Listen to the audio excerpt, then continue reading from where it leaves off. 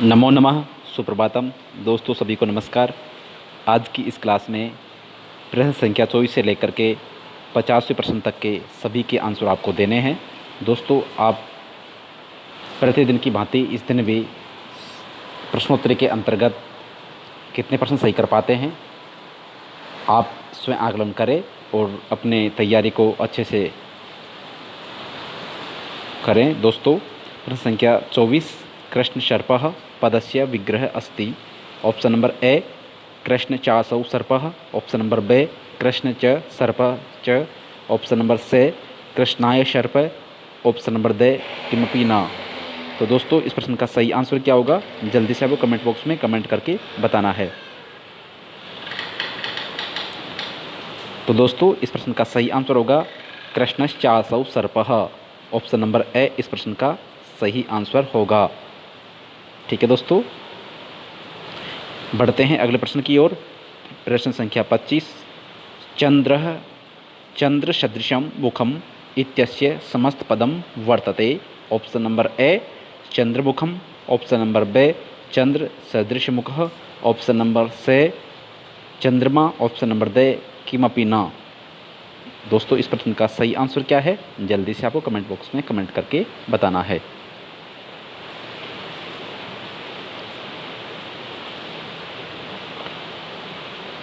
तो दोस्तों इस प्रश्न का सही आंसर होगा ऑप्शन नंबर ए चंद्रमुखम। यहाँ इसमें कर्मधारय समास है। ऑप्शन नंबर ए इस प्रश्न का सही आंसर होगा। प्रश्न संख्या 26, पीताम्बरः अत्र कैशमाशः। ऑप्शन नंबर ए द्विगु, ऑप्शन नंबर बी द्वंद्वः, ऑप्शन नंबर सी तत्पुरुषः, ऑप्शन नंबर डी बहुव्रीहि। आपको सही आंसर बताना है कमेंट बॉक्स में कमेंट करके। तो दोस्तों इस प्रश्न का सही आंसर क्या होगा, जल्दी बताएं।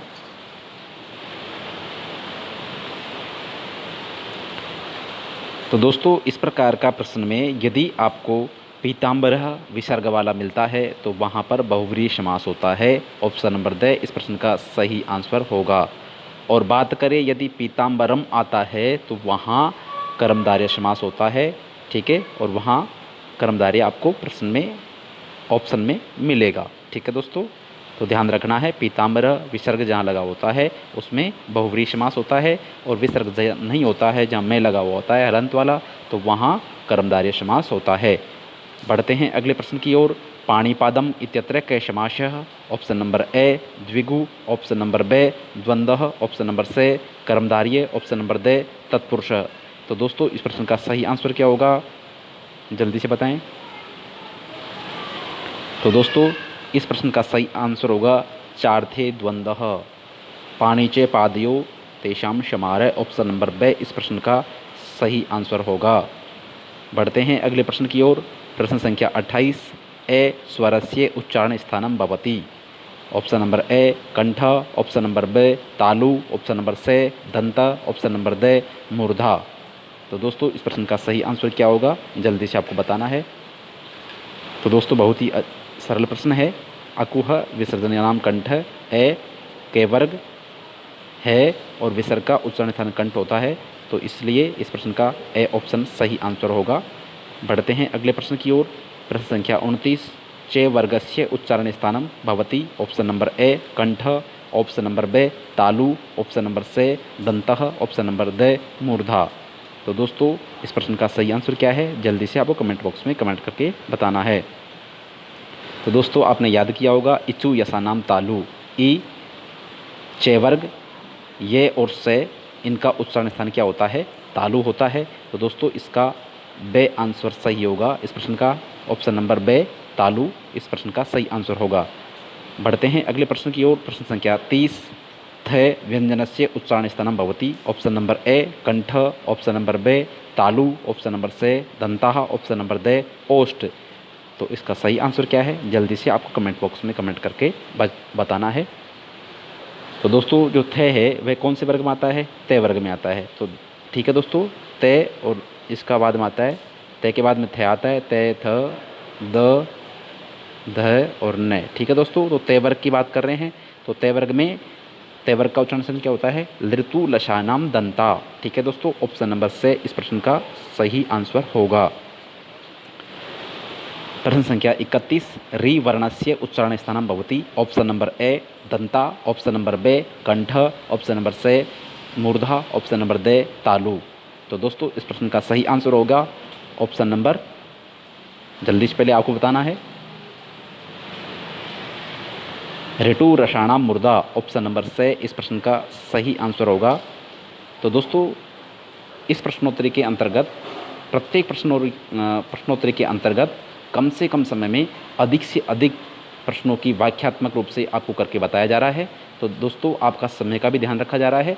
आप जल्दी से प्रत्येक प्रश्न का आंसर दें, प्रयास करें, अपनी स्पीड बढ़ाएं। ठीक है दोस्तों, बढ़ते हैं अगले प्रश्न की ओर। प्रश्न संख्या 32, औवर्णस्य उच्चारण स्थानं भवति। ऑप्शन नंबर ए दंतोष्टम, ऑप्शन नंबर बे कंठतालु, ऑप्शन नंबर से कंठ, और ऑप्शन नंबर है कंठ और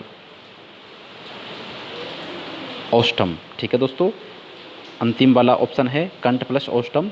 तो दोस्तों इसका क्या होगा?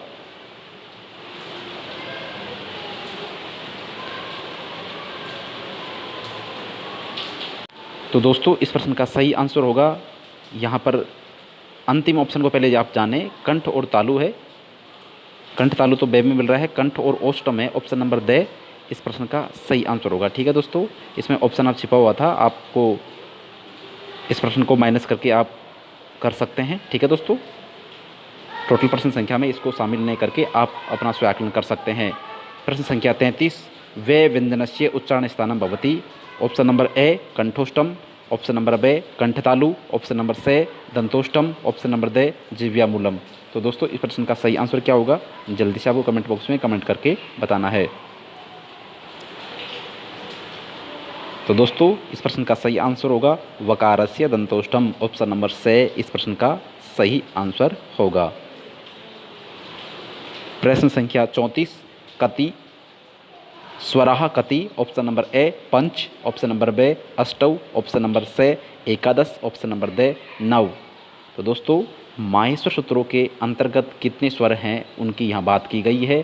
तो कितने होते हैं आपको इस प्रश्न का सही आंसर देना है, कमेंट बॉक्स में कमेंट करके बताना है। तो दोस्तों आपने माहेश्वर सूत्र याद किए होंगे, तो उसमें अयोन रिलरिक ए ओंग आई औच चे तक जो वर्ण होते हैं वो टोटल कितने होते हैं? 9 होते हैं। तो ठीक है दोस्तों, ऑप्शन नंबर दे इस प्रश्न का सही आंसर होगा। जैसे मान लीजिए दोस्तों ए ई ओ ण री री क ए ओंग ए ओंग आई औ च। तो दोस्तों यहाँ पर अंतिम अक्षरों को हटा दिया जाएगा, अंतिम वर्णों को हटा दिया जाएगा। अब जोड़िए, आप गिनिए आप कितने वर्ण होते हैं। ए ई उ 3 ही हो गए, 4 5 6 7 8 और 9। तो इस प्रकार से टोटल स्वर कितने माने गए हैं? 9 माने गए हैं। तो यहाँ पर ऑप्शन नंबर कौन सा सही होगा दोस्तों? ऑप्शन नंबर दे इस प्रश्न का सही आंसर होगा। बढ़ते हैं अगले प्रश्न की ओर। प्रश्न संख्या 35, है वर्णस्य उच्चारण स्थानं विद्यते। है वर्ण का उच्चारण स्थान है। ऑप्शन नंबर ए तालु, ऑप्शन नंबर बे मूर्धा, ऑप्शन नंबर से कंठ, ऑप्शन नंबर दे नासिका। तो दोस्तों इस प्रश्न का सही आंसर क्या होगा? जल्दी से आपको कमेंट बॉक्स में कमेंट करके बताना है। तो दोस्तों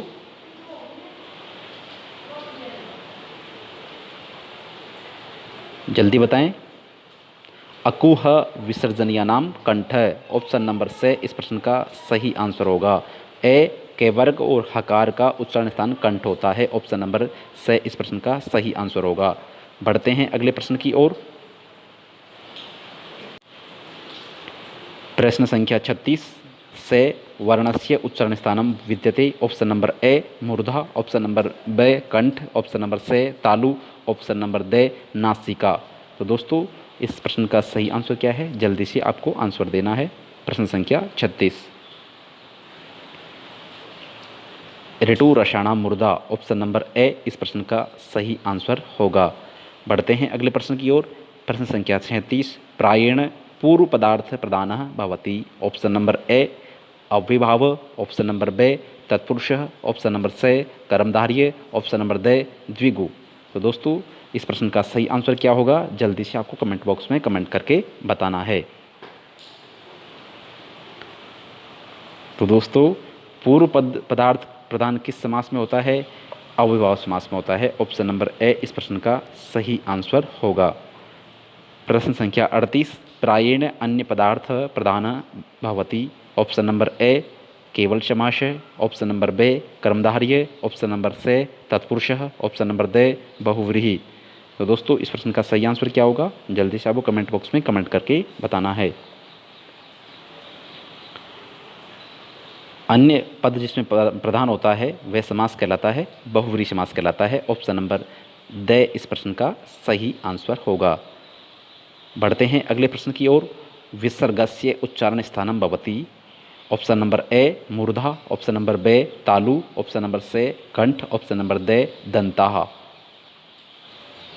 तो सही आंसर क्या होगा, जल्दी से आपको कमेंट बॉक्स में कमेंट करके बताना है। तो दोस्तों अकुह विसर्जनीयनाम कंठ है, ऑप्शन नंबर सी इस प्रश्न का सही आंसर होगा। प्रश्न संख्या 40, अनुस्वारस्य उच्चारण स्थानम भवति, ऑप्शन नंबर ए नासिका, ऑप्शन नंबर बे दंता, ऑप्शन नंबर सी कंठ, ऑप्शन नंबर डी कंठोष्टम। तो दोस्तों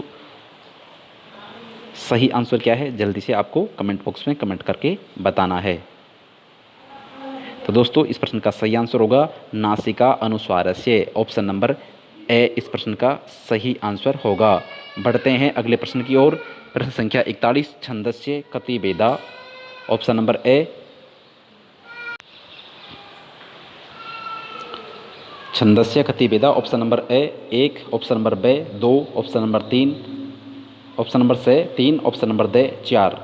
तो दोस्तों छंद के कितने भेद माने गए हैं, 1, 2, 3 या 4, जो भी आपका आंसर हो जल्दी से आप कमेंट बॉक्स में कमेंट करके बताएं सही आंसर क्या हो सकता है। तो दोस्तों छंद के 2 भेद माने गए हैं, मात्रिक छंद, ठीक है, और दूसरा है वर्णिक छंद, ठीक है दोस्तों। तो इस प्रकार से इस प्रश्न का सही आंसर होगा ऑप्शन नंबर बे इस प्रश्न का सही आंसर होगा। बढ़ते हैं अगले प्रश्न की ओर। प्रश्न संख्या 42, आर्या छंदसः प्रथम चरणे कति मात्रा भवन्ति, option number A 12, option number B 18, option number C 15, option number D 13। तो दोस्तों इस प्रश्न का सही आंसर क्या होगा, जल्दी से आपको कमेंट बॉक्स में कमेंट करके बताना है।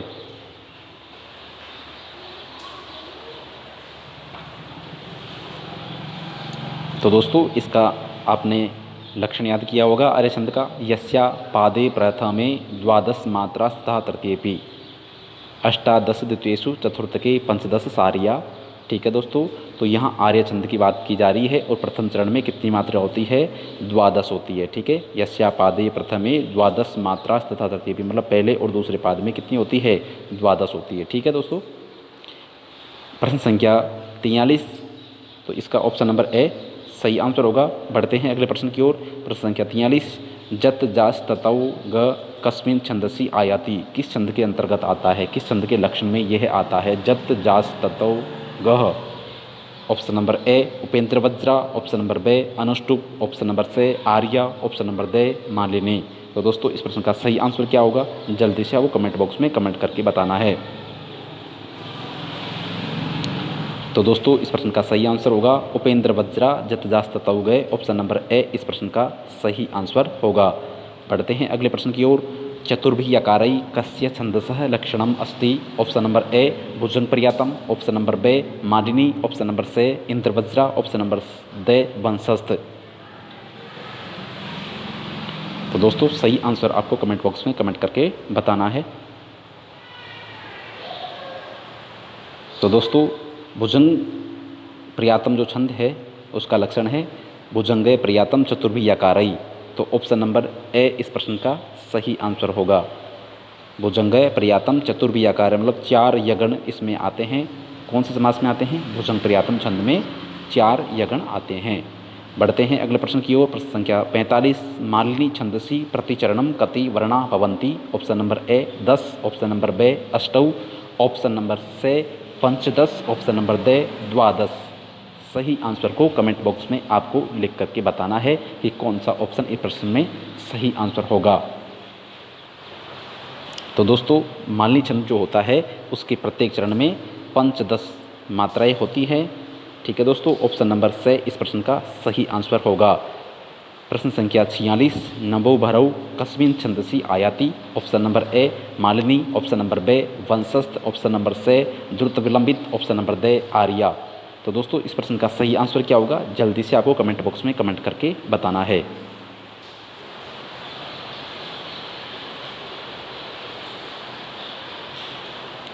तो दोस्तों इस प्रश्न का सही आंसर होगा द्रुत विलंबितम आह नभो भरौ। ठीक है, ऑप्शन नंबर से इस प्रश्न का सही आंसर होगा।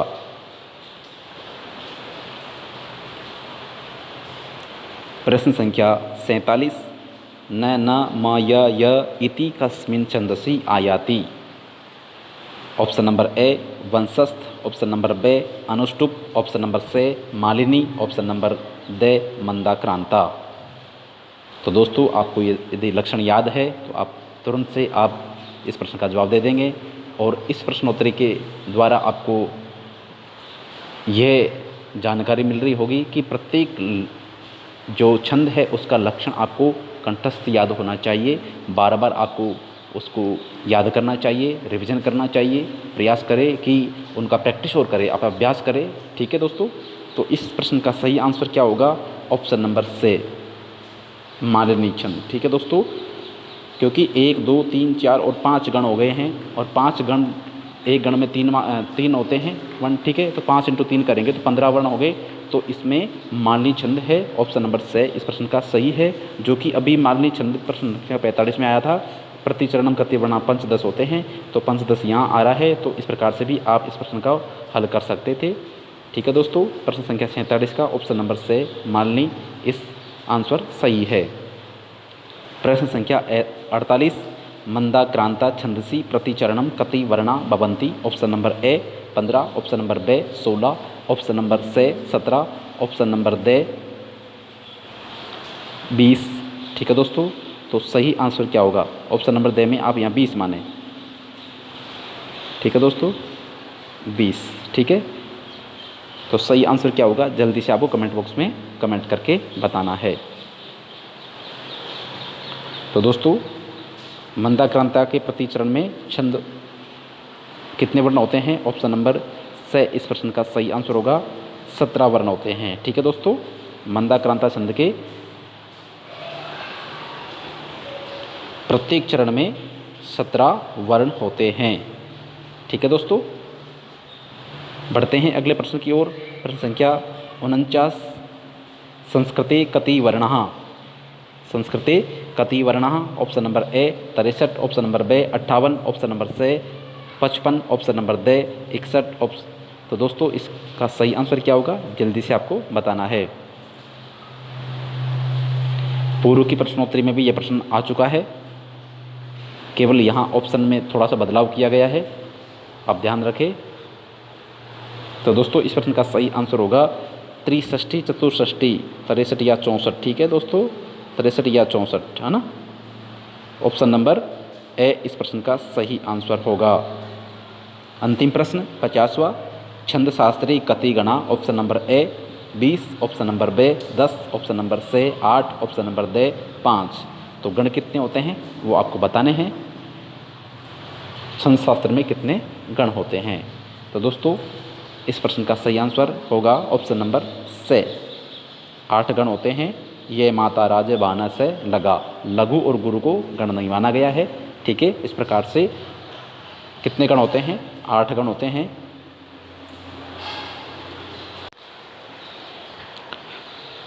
तो दोस्तों आज के वीडियो में इतना ही, धन्यवाद।